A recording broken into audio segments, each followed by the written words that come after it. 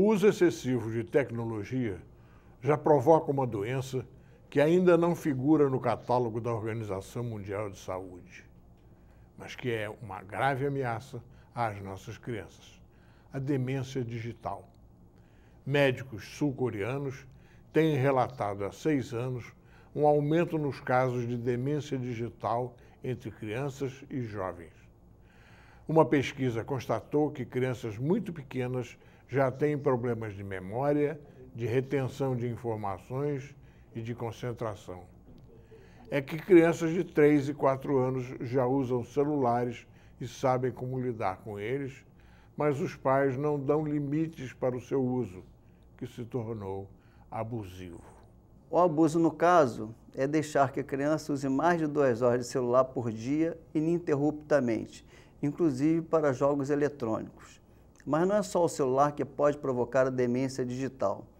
Jogos eletrônicos, computadores e tablets provocam uma nítida deterioração nas habilidades cognitivas ou impede que elas se desenvolvam. É como se as crianças tivessem sofrido um traumatismo craniano ou doença psiquiátrica. O excesso de uso da tecnologia digital faz com que a criança se torne dependente, viciada mesmo, que prejudica o desenvolvimento do cérebro. Pesquisas clínicas indicam claramente que os usuários ficam propensos a desenvolverem o lado esquerdo do cérebro, deixando o lado direito subdesenvolvido. E o lado direito é que está ligado à concentração e à memória imediata. Algumas crianças não conseguiam lembrar o telefone de casa e até o próprio endereço. A situação chega a ser gravíssima entre crianças pequenas que usam aparelhos digitais 5, 6 e até 7 horas por dia. O sistema nervoso central ainda está em formação e mais propenso a sofrer com a alta exposição tecnológica. O uso excessivo de aparelhos com tecnologia digital deteriora as capacidades cognitivas e coloca obstáculos ao desenvolvimento ou equilíbrio do cérebro.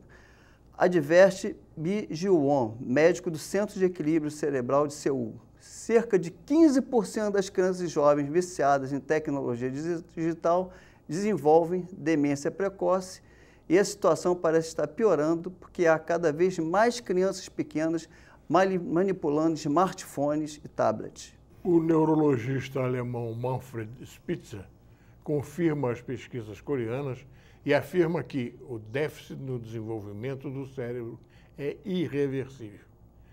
Ele escreveu um livro intitulado Demência Digital, para advertir pais e mães de crianças e adolescentes para o que chamou de praga moderna. Crianças que aprenderam a ler no navegador da internet e a escrever usando e-mails são o que os especialistas chamam de nativos digitais. Há pouca informação sobre o que vai acontecer com essa geração que recebe tanta informação. Para Manfred Spitzer, nativos digitais que passam a maior parte do dia plugados são candidatos sérios a desenvolver problemas de atenção, memória e concentração. Pesquisadores da Universidade Nacional de Singapura estudaram nativos digitais chineses de Pequim, Guangzhou e Jining e concluíram que eles têm mais dificuldade com a leitura do que a média das crianças chinesas. O neurocientista norte-americano Gary Small acha o termo demência digital exagerado, mas concorda que a cultura digital tem seus defeitos e diz que os nativos digitais melhoram suas habilidades com tecnologia, mas pioram na conversa presencial, têm dificuldade de manter contato visual e em reconhecer expressões não verbais. Crianças que antes de aprenderem a falar já lidam com smartphones e tablets vão sofrer no futuro porque não precisam memorizar muita coisa que encontram com facilidade no Google. Mas quando precisarem usar a memória, ela vai faltar. Nosso cérebro é finito, o mesmo de nossos ancestrais há 5.000 anos atrás, quando foi inventada a escrita. Mas a capacidade de moldar os circuitos neurais de acordo com a necessidade, a neuroplasticidade, pode ocorrer para o bem ou para o mal. E o uso excessivo da tecnologia digital está desviando nossa neuroplasticidade para o mal. afirma Robert Lentz, chefe do Laboratório de Neuroplasticidade do Instituto de Ciências Médicas da Universidade Federal do Rio de Janeiro. Junto com as facilidades que smartphones e tablets trouxeram para o dia a dia das pessoas, vieram maiores preocupações para pais e educadores com o uso da tecnologia pelas crianças. Interativos, com interface intuitiva, esses aparelhos fascinam meninos e meninas bem novos. Com poucos toques na tela, conseguem acessar qualquer conteúdo na internet e até mesmo fazer compras. Por serem móveis e portáteis, esses dispositivos dificilmente permitem a supervisão do uso pelos pais. A criança acessa a internet em casa, na rua, na escola, no shopping, e os pais não conseguem estar presentes o tempo todo para dar orientação. De acordo com a pesquisa TIC Domicílios de 2012, 25% das crianças de 5 a 9 anos que acessam a internet já o fazem por tablets, mesmo que a tecnologia sendo pouco difundida no país.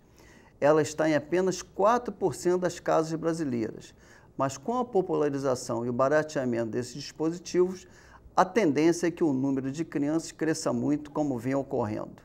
É de olho nesse público que os empreendedores estão lançando sites e aplicativos com conteúdo desenvolvido especialmente para crianças. O andador para crianças já está condenado há muito tempo pelos pediatras, mas não perde a popularidade entre as mães. O senador Paulo Davim, do Partido Verde do Rio Grande do Norte, tem um projeto de lei em tramitação proibindo a fabricação, importação, distribuição, venda e doação do andador infantil.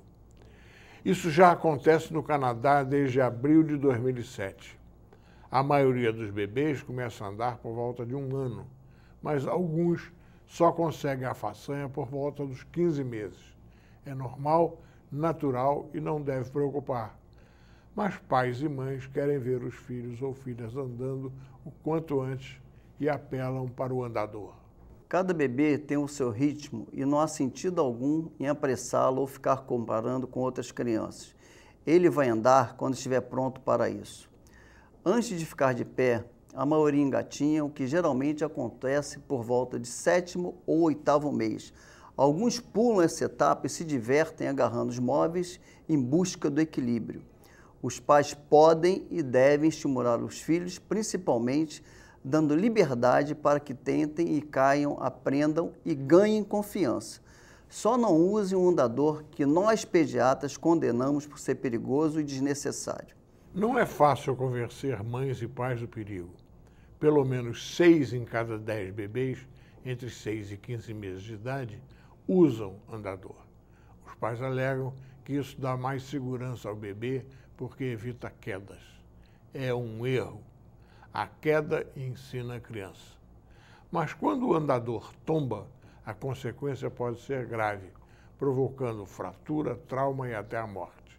A literatura científica colocou por terra as teses que defendiam o andador, que davam mais segurança, mais mobilidade e independência, que promoviam o desenvolvimento da marcha, que permitiam mais exercício físico e que facilitavam o cuidado com o bebê. A ideia de que o andador é seguro é a mais errada de todas. Segundo a pesquisadora sueca Ingrid Emanuelsson, uma boa análise dos casos de traumatismo craniano em crianças menores de 4 anos fez com que ela declarasse e a Sociedade de Pediatria da Suécia assumisse que o andador é o produto infantil mais perigoso para a criança pequena. Seus números indicaram um caso de traumatismo para cada 3 crianças que utilizavam o andador. 1/3 das lesões foram graves, como traumas ou fraturas cranianas que exigiram hospitalização.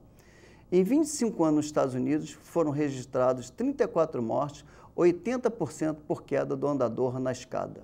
O andador dá certa independência à criança, é verdade, mas os especialistas em segurança infantil insistem em que um dos fatores de risco para a criança pequena é exatamente dar independência demais numa fase em que ela ainda não tem uma boa noção de perigo.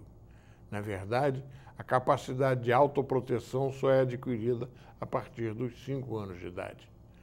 Colocar um bebê de menos de 1 ano em um veículo que pode correr à velocidade de 1 metro por segundo, corresponde a entregar as chaves do carro a um menino de 10 anos. Além disso, o andador exige a presença constante de um adulto, a sua atenção permanente e concentrada, e atrasa um pouco o desenvolvimento psicomotor da criança, porque ela vai levar mais tempo para pôr-se de pé e caminhar sem apoio. Quanto ao exercício físico, ele é muito prejudicado pelo uso do andador, porque dá mais mobilidade e velocidade, mas faz com que a criança gaste menos energia do que quando tenta alcançar o que lhe interessa com suas pernas e braços. Pensar que o andador facilita cuidar da criança é o pensamento de uma pessoa preguiçosa, desinteressada, sem disponibilidade de cuidar. Ver a criança dar os primeiros passos é uma das maiores emoções para os pais. A ansiedade é que leva alguns pais a tentarem apressar a natureza, colocando a criança no andador. A Sociedade Brasileira de Pediatria pediu a colaboração de médicos e hospitais para coletar o máximo de informação estatística para ter números mais confiáveis a respeito dos acidentes com andadores. O resultado não permite oferecer dados brasileiros para discutir o problema. Mesmo assim, a SBP e a Sociedade de Pediatria do Estado do Rio de Janeiro condenaram os andadores, levando em conta a velocidade que atinge e que podem fugir do controle dos pais num piscar de olhos. Escadas, quinas de móveis, piscinas, o risco é alto para benefício algum. Como diz a fisioterapeuta Roseli Cordeiro Moraes, pelo contrário, tem-se observado crianças mais preguiçosas quando retiradas do aparelho. Ortopedistas pediátricos revelam também que muitos bebês começam a andar errado por conta da posição no andador, sendo certo que depois terão problemas de saúde. Deve ficar claro para pais e mães que existe um tempo certo para cada fase do bebê e que é fundamental que todas aconteçam no tempo da criança. Quando a criança já é capaz de ficar sentada sozinha, provavelmente entre os 6 e os 7 meses, deixe-a livre no chão, cercada de brinquedos, uns perto e outros mais longe. Ela vai tentar alcançá-los e fazer os movimentos necessários para atingir os seus objetivos. Entre os 8 e os 9 meses, coloque-a de bruços. É provável que ela consiga ficar de 4 para alcançar o que quer. Deixe os brinquedos mais longe para provocar o movimento de engatinhar. Algumas crianças vão se arrastar. Coloque um pequeno rolo de pano sobre o abdômen dela. É muito importante que a criança passe pela fase de andar e gatinhas, porque assim ganhará independência para explorar e descobrir, adquirindo coordenação. Assim que surgir a oportunidade de deixar o bebê em pé, sozinho, por volta dos 10 meses, deixe que ele encontre seu equilíbrio. Ajude-o a pôr-se de pé, mas não fique segurando o tempo todo. Sente-se no chão, coloque-o de pé e com as mãos nos quadris da criança, provoque seu deslocamento suavemente para frente e para trás, para treinar o equilíbrio. Quando ele se sentir seguro, vai dar os primeiros passos pela sua mão ou até sozinho. Só na internet há 65 firmas anunciando andadores. A maioria já se refere aos novos andadores ditos 100% seguros. Não é verdade. Qual a diferença entre o modelo novo e o antigo? O antigo é uma espécie de mesinha com rodas. A criança fica apoiada como se estivesse sentada, mas com os pés soltos tocando levemente o chão. O modelo novo é um brinquedo sofisticado que vem com uma porção de acessórios como telefone celular e botões coloridos que emitem sons ao serem premidos. Tem uma alça atrás para servir de apoio.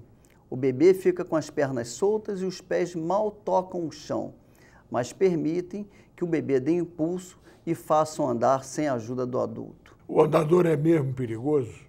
É, em especial o modelo antigo, que aumenta o risco de acidentes domésticos com quedas, capotagens, traumas, fraturas e até traumatismo craniano, principalmente quando é usado sem supervisão permanente de um adulto.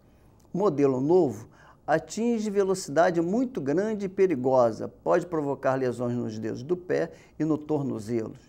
Nos Estados Unidos já são oferecidos com capacete para proteger a cabeça, o que é uma verdadeira confissão do perigo. É verdade que o andador prejudica o desenvolvimento da criança? O modelo mais tradicional faz com que a criança se locomova de maneira errada, sem apoiar completamente os pés no chão. Isso não ajuda e atrasa o processo de andar, o chamado processo de marcha. O aparelho ainda pode inibir o comportamento natural e curioso do bebê e prejudicar seu desenvolvimento motor. O andador é restritivo. Existem outros riscos, além de prejudicar o desenvolvimento do andar? Existe se o bebê ficar sem supervisão atenta e permanente. Há uma tendência de quem cuida do bebê de deixá-lo à vontade para que a pessoa tenha tempo de cumprir outras atividades. Qualquer desnível ou mesmo um obstáculo no piso pode provocar um acidente grave. Se o equipamento virar, a criança cai de cabeça. Onde fica o progresso tecnológico anunciado pelos fabricantes de andadores? O material evoluiu, o design também, diminuiu a insegurança e melhorou a postura da criança no andador. A criança fixa melhor todo o pé no chão, mas o melhor ainda é não usar. Os andadores devem ser abolidos. Como é que os pais vão incentivar os filhos a andar? Não forçando a natureza, não tentando pular etapas do desenvolvimento da criança, dando liberdade assistida a ela, apoiando suas atividades de exploração e conquista, incentivando a tentar, não se assustando quando ela cai, e não sendo superprotetor ou superprotetora. Procure criar um espaço seguro, uma casa segura. Andar é natural no ser humano e andar sobre dois pés. É emocionante ver uma filha ou um filho começando a andar. Não use andador, mas se usar, lembre-se de que quase todos os acidentes ocorrem por negligência dos pais. A propósito, com ou sem andador, essa é uma fase que exige atenção e responsabilidade dos pais. É preciso ter mais cuidado com a criança pequena, porque este é um período de acidentes. Encerramos aqui mais um programa da Escola de Pais e voltamos na próxima semana. Muito obrigado.